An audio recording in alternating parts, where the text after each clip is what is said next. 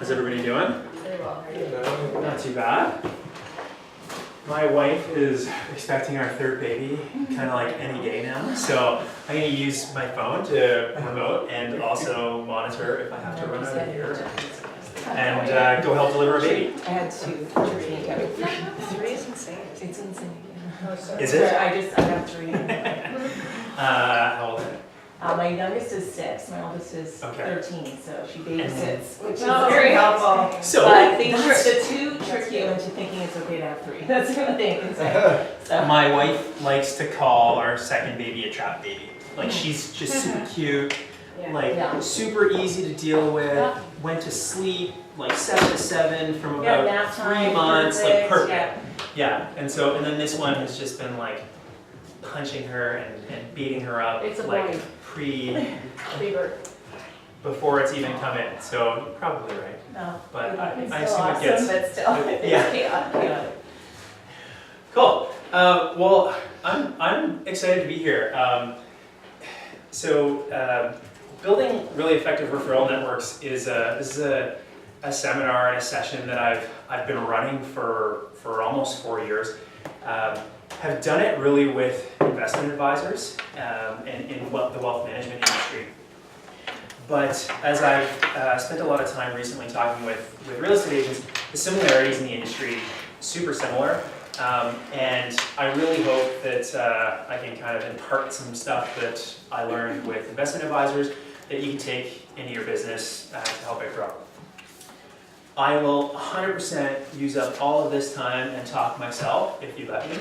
But it's probably a little bit more fun if you ask questions and if there are things specifically that you want me to clarify or address, like let's not be too formal about it. And so just shoot a question. If we go way off track, I'll let you know because I want to get through some of this stuff. But so thanks for having me.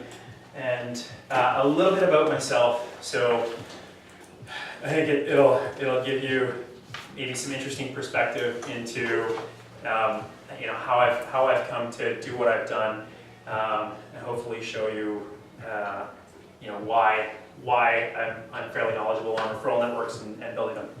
Started my career as a chartered accountant at KPMG. So I was doing audit and consulting for really large public companies, small private companies, a whole wealth of things. I left that to go manage the flagship Louis Vuitton store on Bloor Street. So hated accounting. Really great place to learn a lot of stuff. Terrible work-life balance.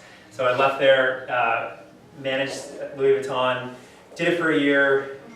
Retail wasn't really my thing, but learned a ton of stuff about understanding clients, their needs, and really what great client service was like.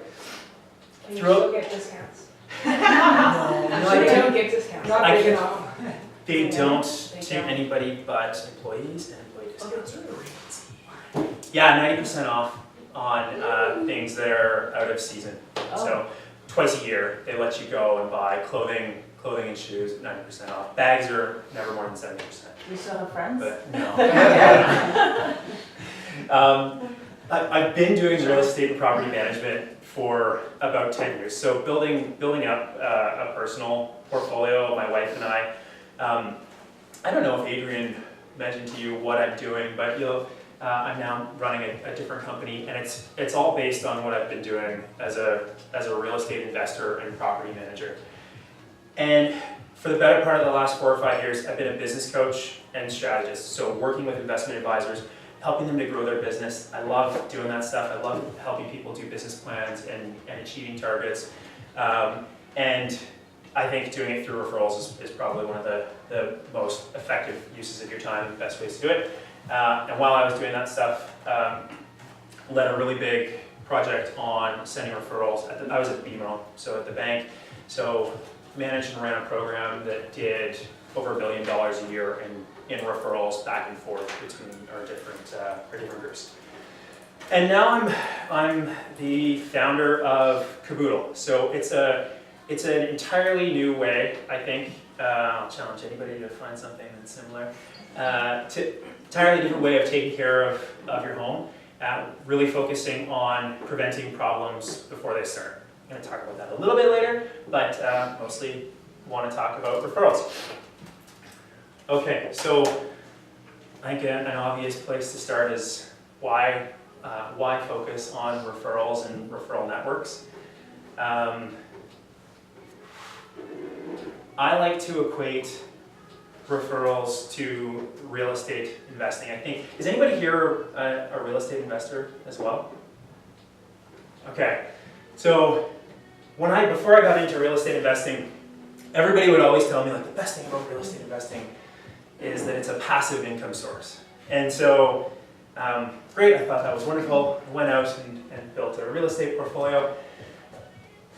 I think your referral network and focusing on building effective networks is kind of like your passive income strategy for your business.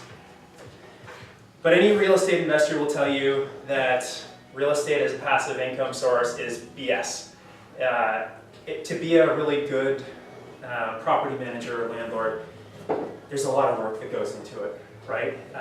Even if you're hiring someone to do the property management, you have to be involved in it. You have to work at it, and if you invest the time in it and to build the processes, to understand exactly what you're doing, it can be a great place or a great source of passive income. Referral networks are similar. Referrals they're not just going to come to you because you start saying, I'm going to accept referrals now, and that would be wonderful, but you've got to work at it. And so what we're going to talk about is a strategy that I've helped people implement a number of times to identify and build your referral network. So when do referrals happen? There are a couple of pretty key ingredients for a referral to happen. The first thing is somebody has to have a need for a referral, right? So for you, that is everybody out there in the world that is thinking about buying or selling a home. They have to express that need to a person. So make it vocal, let people know. And that person has to have an answer for your problem. And just as important, they have to remember that they have the answer to your problem, right? Like a lot of people out there, a lot of your clients know the work that you've done for them, but as people are expressing their need, they're not really remembering or thinking about the fact that they could be a solution for this problem that people have. And then a really key part of it is the person that has the answer has to be able to clearly articulate for the person with the need what the solution looks like. So for you, can your clients go to anybody looking for a listing or a buying agent and clearly lay out what the process looks like when they're working with you? A typical referral would, like the experience would probably be somebody lets a friend know, look, I want to buy a home. Friend says, great, I've got a real estate agent for you, I'll make a connection. That's certainly a lot better than nothing, right? Like at least they've identified that you have a need and they're willing to put you in touch with somebody. The way that you want it to happen is, okay, great, I've got the perfect real estate agent for you. Her name, Adrienne, was my real estate agent, so I'll use Adrienne. Her name's Adrienne. The first thing we did when I met her was we sat down and we went through a list of all of the things that were critically important for me. What are my must-haves? What are my wants? Then we talked about neighborhoods. These were the key neighborhoods my wife and I wanted to work in. She said, that's great, you're looking in Leslieville. Roncesvalles is very similar and it's a little more new and up and coming, so you might want to consider that. You'll get better prices. They walked us through a bunch of properties, shared information that we hadn't really thought about as first-time homeowners. Where are you going to store your coffee maker? How are you going to actually live in this home? Is it going to work for you? And then they negotiated a great deal for us. They went in and pitched the seller on our sob story about how we wanted to raise a family in this home, how we wanted to grow with our kids here, and this was the place that we really felt connected to. And so we won we won the bid, and I'll make sure to connect you with Adrienne. She's wonderful. So there's a big difference in the way, I guess, those two people are making referrals, right? And one clearly outlines the benefits that you get from working with somebody. That's what people want to know. They want to understand what's the process going to be like if I go and work with the agent that you're suggesting. Okay, so need has to be expressed to somebody with a solution, and that person has to be able to clearly articulate the benefits of that solution. And there are really two groups of people that I think you can focus on when we're talking about referrals and building your referral network. You got promoters and you've got COIs or centers of influence.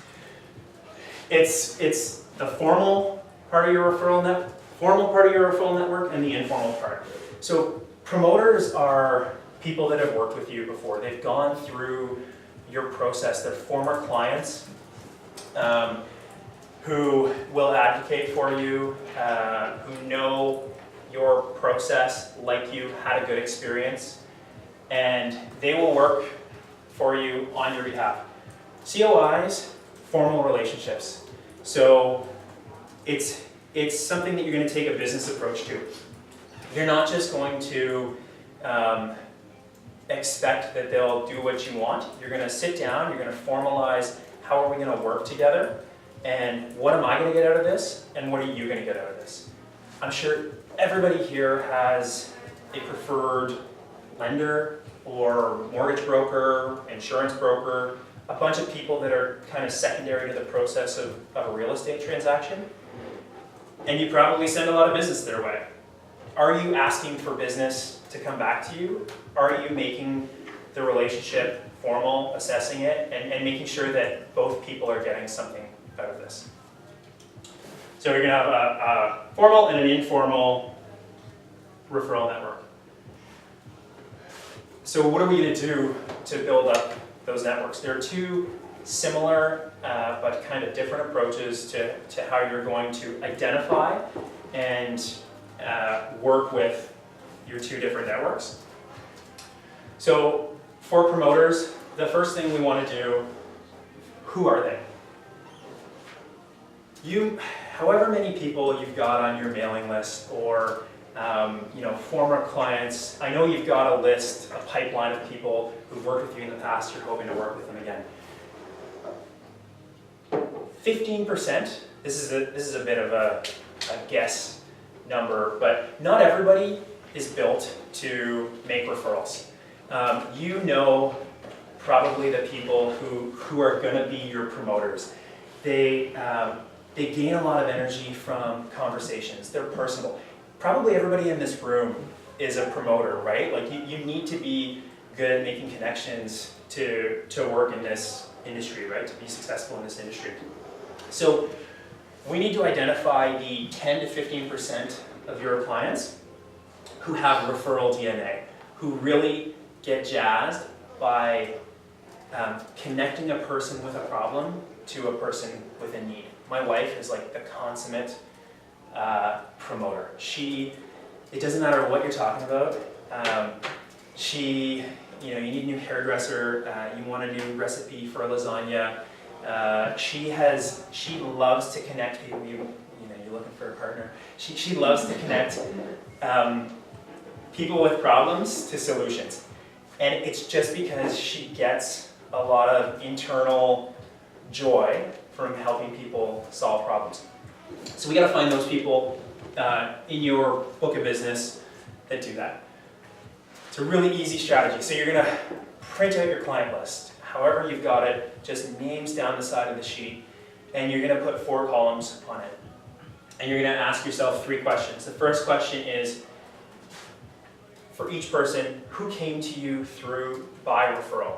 How did this person come into your business because they were referred by somebody else? If they did, little check mark in the column, and right next to it, the name of the person that referred them into you. So they came to me by referral, and it was this person that did it.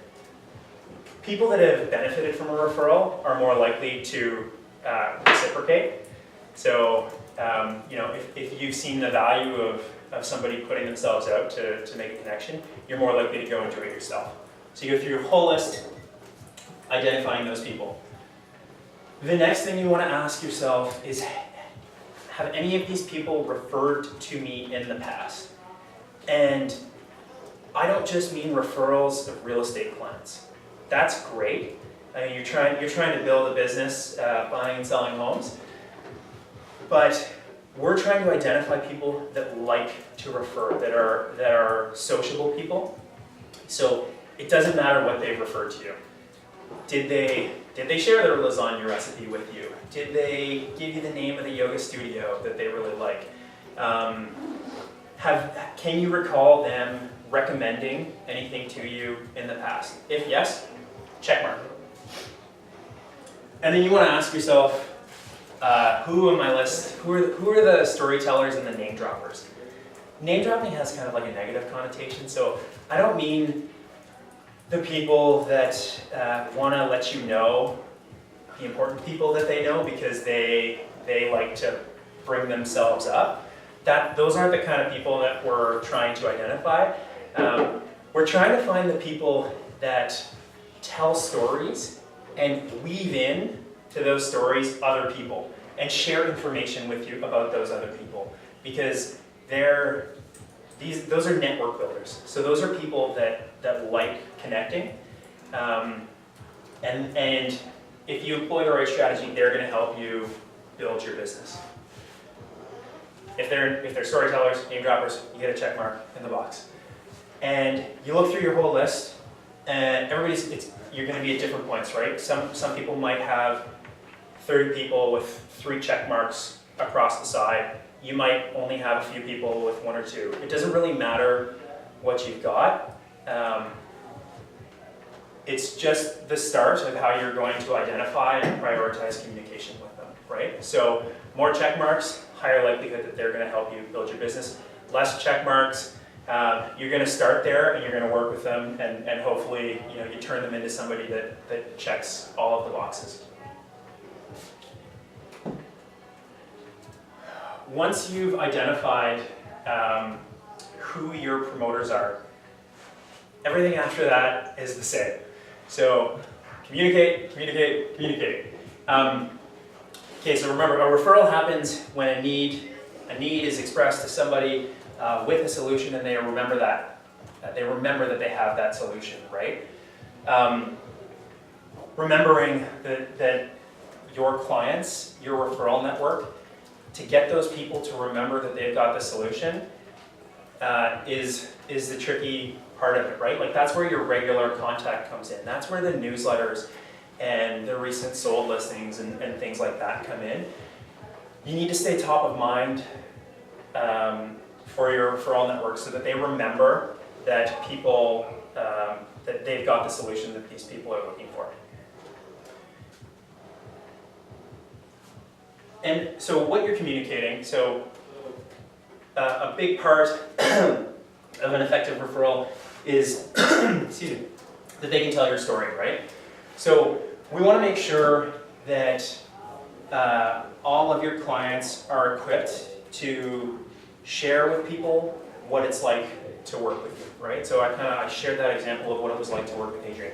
It's really clear. It stuck with me for a while. That can be part of your communication. Here's my process. Here's what I'm doing with clients now. It may have changed since you've been here, but you want to keep coming back to them and highlighting for them what exactly it is that you do, so that they can go out and share that with other people. That's really going to be the critical part of driving better leads to you, is when people come in and they've already got an expectation or an understanding of how you work. They just need validation from you when they meet you that, okay, this is great. I trust the person that made the referral. I'm comfortable talking with them about my needs, and it's going to move much quicker after that. So equipping them to tell a story.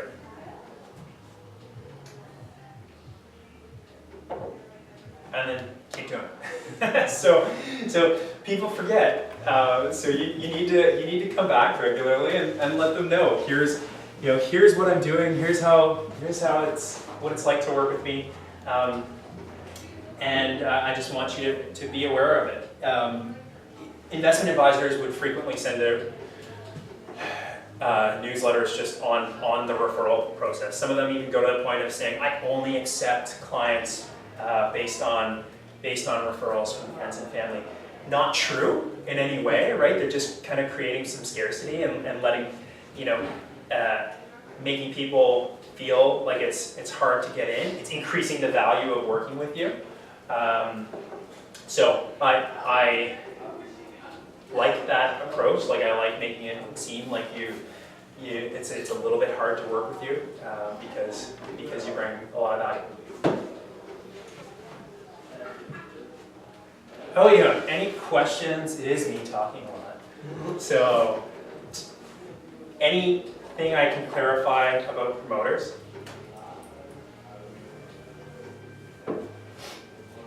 We're good? All right. I'm clearly describing it, or you're not listening. Sorry. So it's a really similar process for COIs.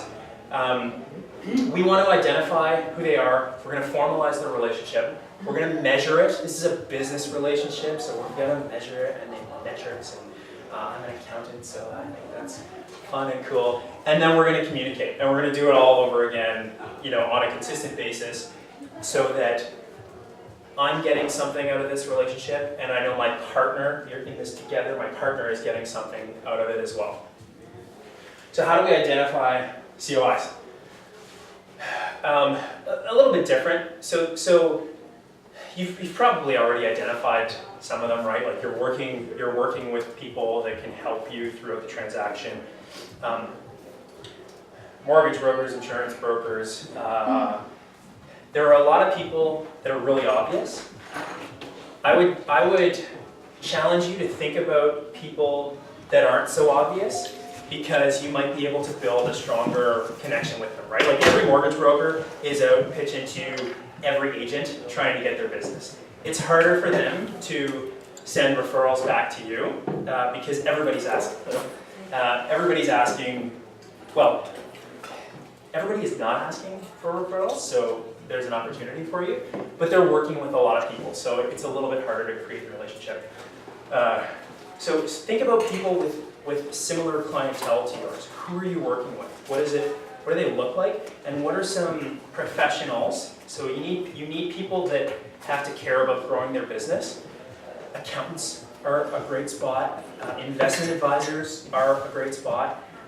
So what are the people that regularly engage with the people that I want to engage with? Whoever they are new families, people downsizing. Just think about who your client is and go out and find people that work with clients like yours. Your COIs need to be trustworthy. You're going to start a partnership with them, and you have to have a lot of faith that when you hand a client to them for whatever reason, they're going to take care of them, right? So you got to be really trustworthy. They've got to have the capacity and interest. Hopefully, you'll start having conversations with people and building a COI network. And a lot of people are going to say, yeah, that sounds great. Like, I like the idea of building a partnership. Perfect, I'll send you referrals, you send me referrals. And they're not really thinking about it, right? You're going to formalize it and measure it, but people don't want to turn up a business opportunity, right? So a lot of them are going to say yes.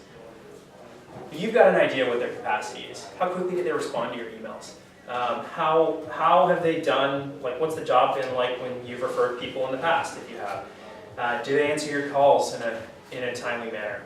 If they don't have the capacity, it's not going to work. And some people just won't be interested, and that's fine. There are no shortage of people that are going to be excited to actually do some work to help you grow your business, because you're going to help them grow their business. This whole thing is a two-way street. So everything that you're going to ask of your partner, they might not ask it of you, but you're going to give it to them, because that's the way a partnership really works. And so once we've identified who they are, reach out, talk to them, set up a coffee, tell them if there are people you're working with already, I'm changing the way I'm doing things a little bit. I want to talk to you about it. I want to see if you're interested in working with me in this new capacity. And we're going to formalize it. So you need the same things from your COIs as you need from your promoters. They need to be able to express your business and what it's like to work for you. Most of your promoters are going to have lived through it, right? They're going to understand what it was like to work with you because they've probably bought and sold with you. COIs are different. It's great to get them in as clients, and that's not a bad spot to start. If you've got people who were past clients that might be COIs, you can formalize that relationship. That's great, but you need to let them know who your ideal clients are. So who are you working with? First-time home buyers buying anything under $1 million in Mississauga. That's my target client. That's who I'm looking for. It doesn't matter what it is. You know who your ideal client is. You need to make them aware of it. And similarly, what is your COI looking for? So if they're an accountant, are they doing tax planning? Are they doing estate planning? What's the minimum size of tax return that they need to do to be interested in it? You and your partner need to make sure that, you're only sending qualified referrals back and forth, right? It doesn't, if you tell them that it's clients under $1 million that are looking for first-time homes, and they start sending you $5 million, no one's going to turn that down, but if you don't think you're equipped to help somebody buy and sell a $5 million home, it's not going to work for you, right? You're going to have to turn them down potentially. I should have done that in the reverse, but it's a really bad experience to make a referral to someone and then have that person say, like, I can't work with you. And I saw it all the time at the bank. So I know, like, with absolute clarity that it's like the worst thing that can happen. People really get annoyed, right? It's a waste of time and it's frustrating. So define your ideal clients, learn their process. What is it like?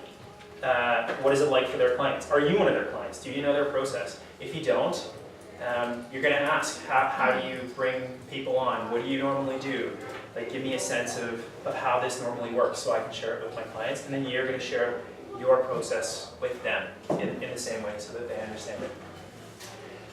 And you've got to decide what's the right number of referrals here. So for us to work together, how many qualified referrals do I need to send you every year? And similarly, how many do I expect from you? It doesn't need to be even. And it doesn't even need to be, it doesn't need to be even in terms of numbers. It doesn't even need to be even in terms of monetary value. It just needs to be fair, and you need to be clear about what it is, right? Like a referral for $1.5 million home is far more valuable to you than a referral to an accountant for tax returns, right? So a one-to-one there probably isn't going to make a lot of sense, but a 5-to-1 or something like that, like, you would still be interested in getting that one qualified lead if it meant you had to make 5 other referrals, right? So different businesses have different measures of success. So just ask them, like, what do you think is reasonable, and can you meet that, right? So it's a bit of a change, right? You're going to start asking clients about things, but you've probably already got the mechanism built to do that, right? You've got a regular newsletter or something. You can highlight people you're working with now. So what's the right number for both of you? And then you got to measure it. So this is, I mean, you're not going to create a contract or anything like that. I don't imagine that you would need to, but it's got to be formal, right? And it's got to have some teeth. So I would suggest at a minimum, every 6 months, you're going to get together and you're going to talk about what's happened. And it might be slow, like the first 6 months, maybe nothing happens. So maybe you start a little more frequently. You start every 3 months and then you move to every 6 months.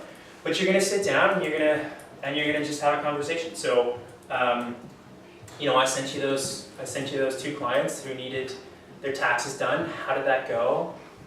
Oh, it was great. I did their returns. Everybody was happy. Fantastic.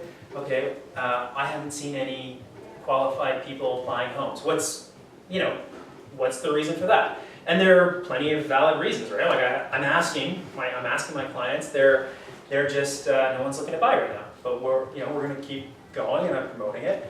And you need to decide: are they being truthful? Do they have the capacity and interest to work with you in the way that you want? And if they're not, then you move to your B team, and you start working slowly with other people and doing the same thing, right? So your transaction is like the buying and selling of real estate. It's really infrequent, right? So I don't think it's unreasonable if you were working with an accountant to like 1 qualified lead a year is probably worth your time, right? Like if you're working with people and it takes 2 years to get a qualified referral, that's probably not terrible, as long as you're not spending your every waking second, selling tax returns to people. So you just need to decide what's your time worth, and what are you willing to put in to work on that relationship. When you're having that conversation, the question is not, it's not about, did I close? So this is more, well, it's for everybody, but you're talking about qualified referrals that you receive. So did you send me the right person? So if I have an expectation that I get 1 qualified referral from a partner every year, it's not did I close it, did I buy or sell the home? It's did you send me the right person? And were they clear on what I do? And were they clear on my value proposition? And whether you close it or not is it's on you, right? Or sometimes it's beyond you, right? Sometimes people just stop their buying search. But you're measuring if the right people are coming to you. And you gotta look out for people that send unqualified referrals, right? It's a waste on everybody's time. It makes people unhappy. So, it's are they sending the right people, and are they sending the right amount? Okay, so yeah, how frequently are you gonna get together? Let's look at the results. Okay, I went right through it. Okay, communicate. So I want you to keep this in mind. You're risky, not Tom Cruise risky, but blow dryer in the bathtub risky. So referring is risky business, right? You're putting yourself out on the line when you make a referral. When you take one of your clients and you hand them over to somebody else, you're putting yourself out on the line. When somebody does that for your business, it's the same thing. You're all entrepreneurs. You're all trying to build a business. You do not want to screw it up, and you don't want people to screw it up, right? Because the impact is huge. So communication with your COIs is even more important, possibly than with your promoters, but it's a little bit different. So it's communication to remind them what's your value proposition and how do you work and all of that stuff. But it's also communication to make them comfortable that you're taking care of their clients, right? So if they send you, if a promoter sent you a referral for a client, you might just send them an email after you met the client and said, hey, thanks for the referral. Be sure to thank them. I met with Amanda. We talked. She's signed an agreement. We're going to work to find a house. I really appreciate your help. And you might not need to do anything for them after that. Maybe you let them know that they bought a house or what have you. But letting them know that you've closed the loop and you're working with them, that would probably satisfy a lot of promoters. COIs are different. They need to know that their business is being taken care of too. So you got to give them regular updates on what's happening a little more frequently, right? So, and you should expect the same. So if you're referring a mortgage, okay, I made the referral. What's to the extent that you can share, like there's privacy stuff that you can't share, but how are things going? Did they get through inspection, or have they closed on the deal and they're ready to take possession? You just need to be a little more forthcoming with how the process is going, so that they're comfortable. That you're going to take care of their clients and you're going to be a good representation on their business, not a bad representation. So you're letting them know about specific referrals and how it's going. One thing I get asked a lot, and it's more about promoters. Does anybody pay people for referrals? Something like a gift card, Okay. like a thank you gift card. Yeah. So. For promoters, not for my business ones. Okay. Oh yeah, business ones. Great. I do. Okay. I'm not a huge fan of compensating people for referrals. And here's the reason why. So I think as a shotgun approach and not knowing who your people are with referral DNA, it kind of makes some sense. Like I want to reward people, I want to change their behavior, and maybe $500 will get them to send me a client. When you start identifying people with referral DNA, people that like to make those connections, they're not going to do it for the money. They do it because they get internal joy from solving problems. So you're going to end up in a situation where they're not going to say no to it. They're going to take the money, but if you're communicating with them properly, they would send you that referral anyways, and they'd probably be just as happy knowing that closed as they would, knowing it closed and you gave them $500. Similarly, a person in your business that has referral DNA, if they don't like you and they're not comfortable sending referrals your way, $500 isn't going to make the difference. Their network is too important to them. Making a referral to someone that they don't trust is not going to be worth $500. So the likelihood that you're getting value out of the referrals is minimal.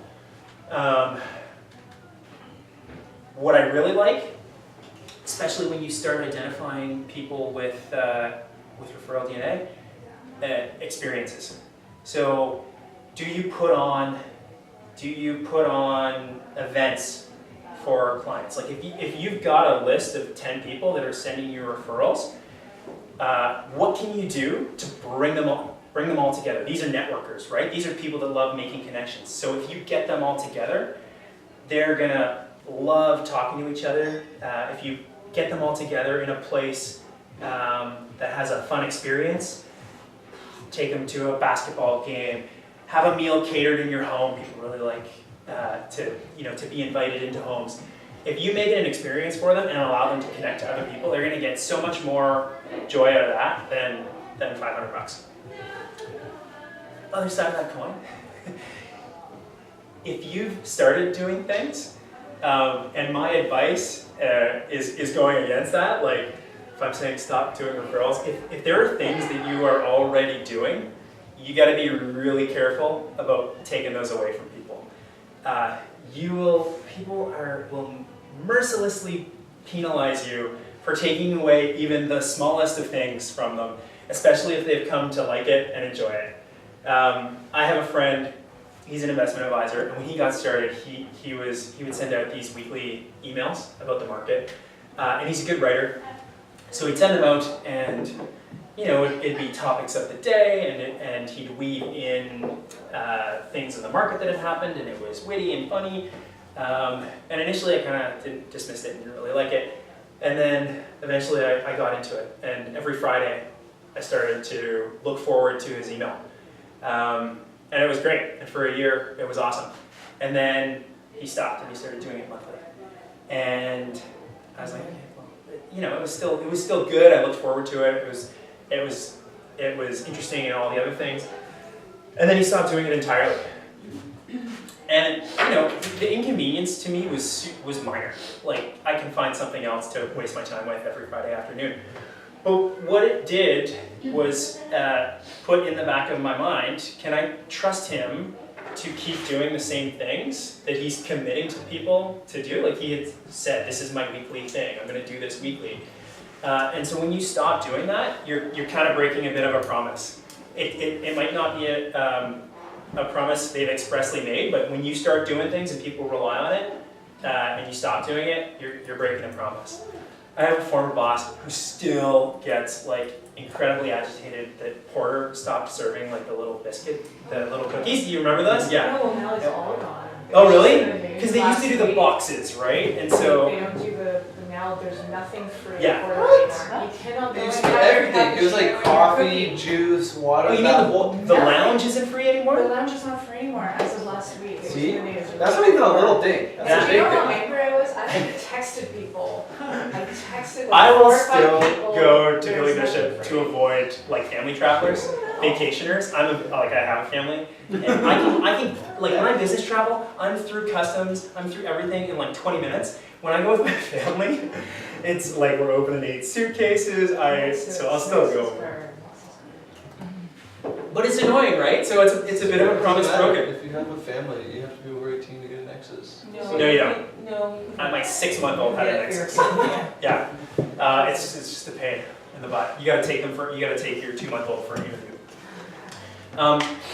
That same manager used to get a poinsettia every Christmas from her boss. Beautiful big poinsettia, and she would put it on the side of her fireplace. And then she would always go out and buy. She knew exactly like what poinsettia she was getting from her boss. She would pre-buy the other poinsettia so it could go on the other side of her fireplace, and it would sit there. And like while she was hosting holiday parties, she'd have these 2 beautiful plants. And then one year, like after 7 years, her manager just stopped, and she had this one poinsettia like asymmetrically applied to her fireplace, and she's very vindictive. Or she had good memory, but it really bugs her that she just stopped. Didn't tell her, didn't do anything. So if you're doing things like newsletters and stuff like that, just be careful. Like, how are people going to feel if you take it away from them? And if you can identify those people that might be really annoyed by it, you can be proactive about it. So I like changing up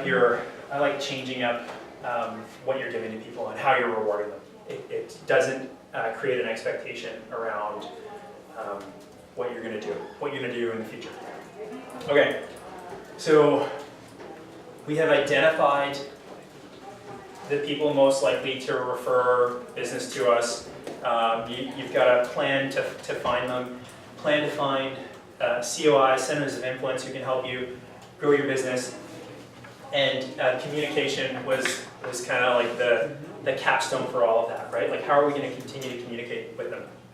So, good communication is made up of 3 things. It's concise, so it's to the point, expresses what you're trying to convey to people in as few words as possible.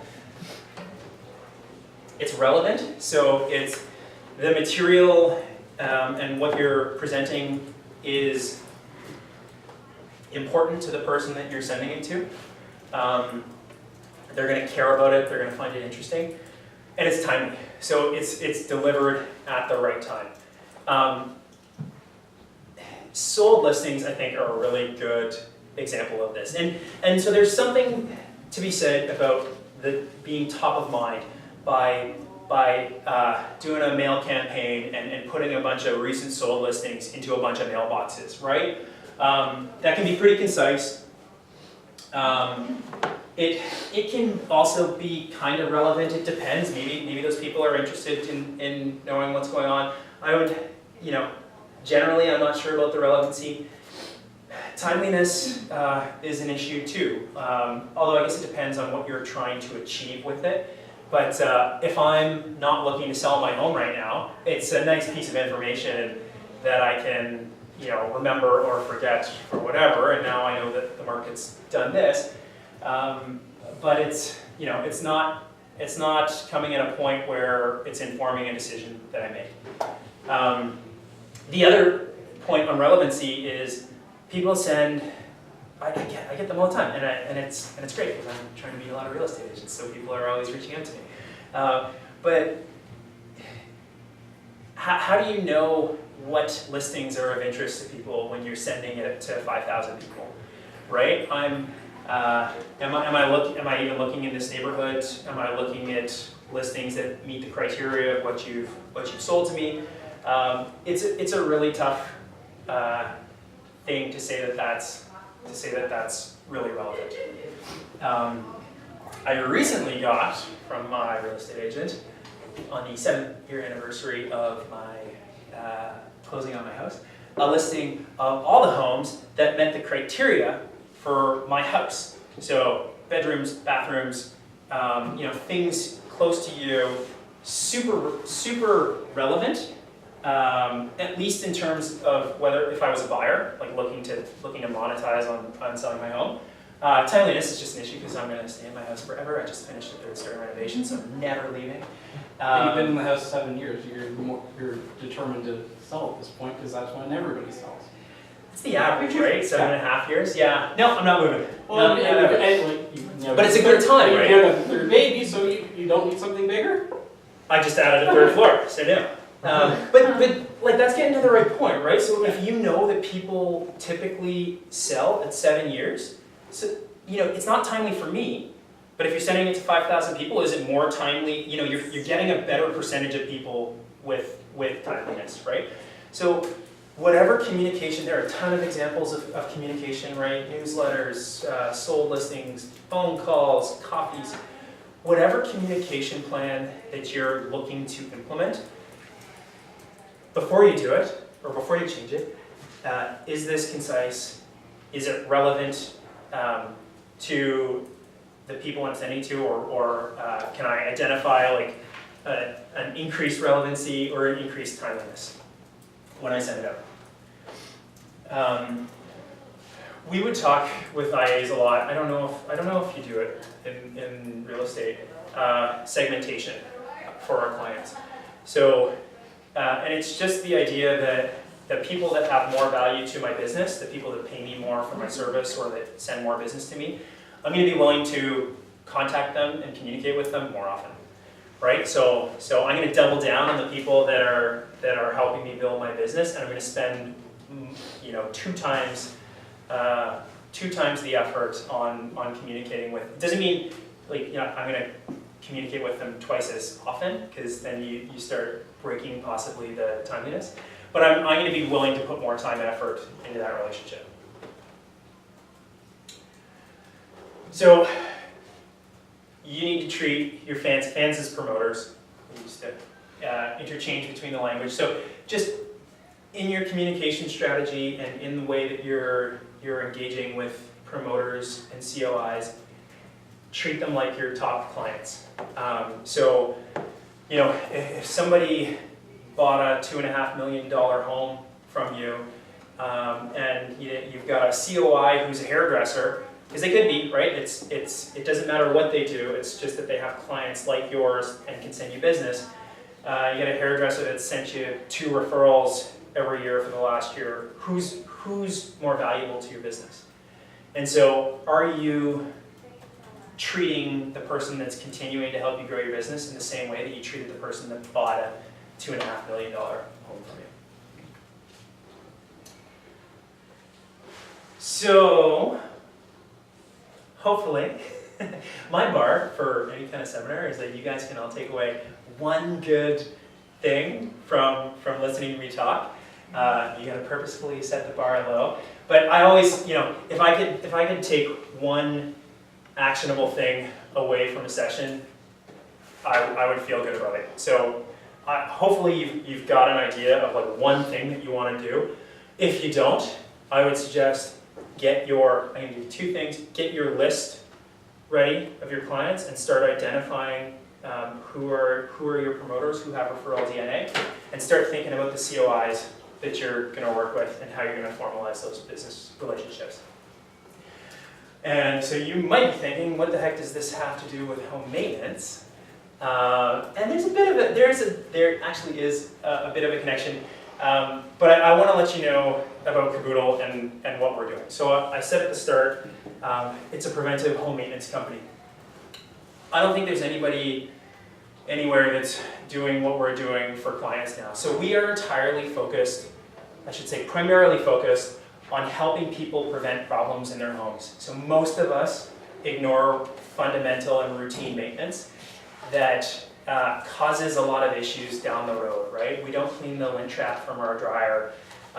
We don't check our smoke alarms for batteries or expiry dates. There's a whole bunch of stuff that we ignore on our systems and appliances that leads to a lot of time and a lot of money wasted down the road, either because it costs more in utilities because they're not operating efficiently, or they break down more frequently so they have to get repaired more often, or they just don't last as long as they could. Bless you.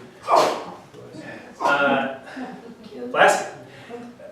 So, Caboodle we go into our clients' homes twice a year, and we perform regular routine maintenance that everybody's ignoring. We're changing the water lines on your dishwasher and washing machine, flushing out your hot water tank, applying drain solution, organic drain solution to your drains to keep them operating better. And we're looking to become the one point of contact that a homeowner can go to solve all of the issues in their home. So we're focused on prevention, going in twice a year to keep things from breaking down, but we're also there for them with anything else that happens. So if they need repairs, things still break down, we're available for repairs. If we can't do it, we refer them to local partners that we work with, master plumbers, master electricians, people that can take care of it. And we're also around for recommendations. So we catalog all of our clients' homes so we know everything that's in there. It helps us on the repair side. If you call me and you say my LG dishwasher is making this sound or showing this error code, we can solve it for you in many situations without having to come out, without having to charge you to fix something. But if you're looking to replace that LG dishwasher, we know what model you've got, we know the size of the dimensions, and we can help you to find one that will operate better or the same, and really just make home ownership a lot simpler. So we don't do contracts, we do a service agreement, but that's really just so that you understand what we do. So cancel anytime. I don't want to force people into any long-term agreements and keep them in our business. If they don't think we're delivering value at $50 a month or $500 a year, then feel free to go somewhere else. Our goal with the company is that a client would save more money than they spend by using our service. So the average home is losing 83 liters of water a day to leaks. Whether that's because they've got a toilet draining or a faucet dripping, they're not paying attention to it. It's $150 a year down the drain because they're not on top of stuff. We replace toilet flappers, we test for all of that stuff. And 1 in 10 homes is losing 3 times that much water. So like 1 in 10 homes is wasting $500 a year on just increased water bills. So our service includes parts and labor. That's our two visits. It's water filters, furnace filters, water lines, toilet flappers, fill valves, a whole bunch of stuff. Roughly $150 to $200 that you would spend on your home regardless, because you know it's stuff that you need to take care of anyways. Furnace filters, water filters are a big thing. And we do repairs on a single call basis. So anything in addition to our 2 visits is $50 a visit if we can repair it within a 2-hour time frame. Plus any weird parts, like if you're replacing the washer gasket on your washing machine, those things are like $200. You might want to get a new washing machine at that point. But $50 plus the gasket, that's the cost. Yeah. So if I have like a leak under my sink, Yes. let's say, and I've already done my 2 visits, and Yes. I call up and say there's stripping, you come in and it's just a matter of like whatever sealing or changing The P-trap or whatever it is. Yep. What is the cost of that? So that's 50. So that specifically is going to be $50. Right? Like, well, probably we're gonna pull the P-trap out. We're gonna apply some plumber's tape, put it back in, and it's gonna be okay. Some parts for service calls we would include, like heat trap's gonna be $3. I'm not gonna charge somebody for a $3 part. It's when it gets outside of our regular, what's included in our regular service. Like if you called us in because your toilet fill valve is broken, it's gonna be $50 to come out and do the work, but we're not gonna charge you for the fill valve because that's part of the service. Yeah. Oh, you and then you. Do you like have a truck with a bunch of standard parts then that you guys have identified that typically, so you don't have to waste time when you get the part? and then- Yes, yeah, so we carry, when we go to a home, first of all, like when we onboard a client, we get some information on what they've got. We're carrying furnace filters, water flaps, hoses, lines, like a lot of stuff that you would definitely need to do some standard repairs. If you're calling us out of cycle, we're going to ask what the issue is, right, and try to identify the part before we need to come out. This does tie back into what you do as your business, so I'm just going to answer questions, but then I've got one more slide that's The first thing that came to mind is you keep saying houses. Do you offer a different plan for condos, or would it be the same thing? Because theoretically, they would have less repairs. For sure, yeah, we don't right now. So we are, right now, our ideal clients are basically non-condo owners. It's because we do a lot with your furnace, your hot water tank, all the things that condos don't have. We're not going into condos right now. We will, it's just not the priority at the moment. Do you have qualified people doing this work, like plumbers and? That's my question. Yeah. Yeah, so Because, I mean, yeah. Let me see. So right now, a lot of the work is being done by me. So I've been a property manager and doing this work for 10 years.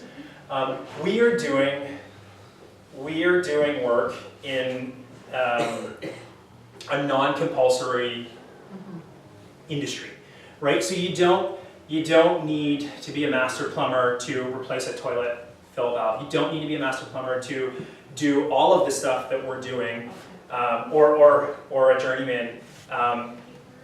As we grow, that's going to be our priority for who we bring on, so we can do more for our clients. But if your main plumbing stack goes, you need a master plumber to do that. We're not master plumbers, and we know that. So we're going to bring in our partner that we've vetted, that we work with, so that they can do it. Is there another question? Yeah, I was like a $200 handyman. for a Right, plumber. it's actually like a handyman. Yeah.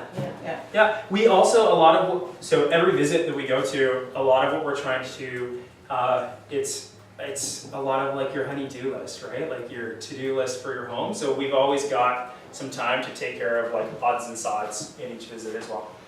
I'm just thinking, you were mentioning like furnaces and all that stuff. Do you do the yearly maintenance on a furnace, like the cleaning? So, Furnace? good question, right? Because this is, what we do your filter, we will fire up like your furnace, depending on when we're visiting, right? We're seasonal. So take the panel off, we're gonna fire it up and inspect.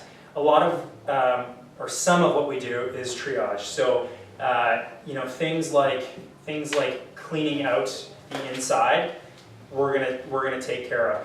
If we go in there though and we see a lot of soot and a lot of buildup, that's an indication that something's not firing properly on your furnace. So then we're gonna bring in an HVAC partner, because you probably need a full service job on it. And we're not right now, at least, doing full HVAC inspections. Oh, okay. Yeah. So we're doing everything up until the point that you need a journeyman or a licensed HVAC person. So like your hot water tank needs to be drained every year. Nobody does it, and it gets rid of all of the sediment on the heating coils at the bottom. It extends the life. It makes it much more efficient to operate, reduce your utilities cost, and you can bring in a plumber for $150 to connect the hose and drain it. But that's not something that you need a licensed plumber for. They've got there are things where you really need them. If you're laying new pipe, if you're doing stuff like that, that's where you want them. But if you're just taking care of things, this is a lot of stuff that DIY people would do. But people really, even handy people don't have the time to take care of all of the stuff that's involved in your home. So, real estate agents. So, you know, as we connect with people, we've just had a lot of conversations with real estate agents just like this. And so we've started partnering with agents in a number of different ways. The primary way that agents partner with us, though, is use our service as a closing gift for their clients. So, close on a home, we offer discounted pricing for real estate agents. You close on a home, you make an introduction to Caboodle. We come in, we go through a whole inspection on your home. We're educating homeowners about their maintenance. We're replacing things, maintaining things. And then we're following up with a lot of communication at timely points to let them know how to maintain things or take care of their home when we're not around. We co-brand all of our communication with agents because we want to extend your value beyond the transaction. So remind people how easy you made it for them to move in to their home.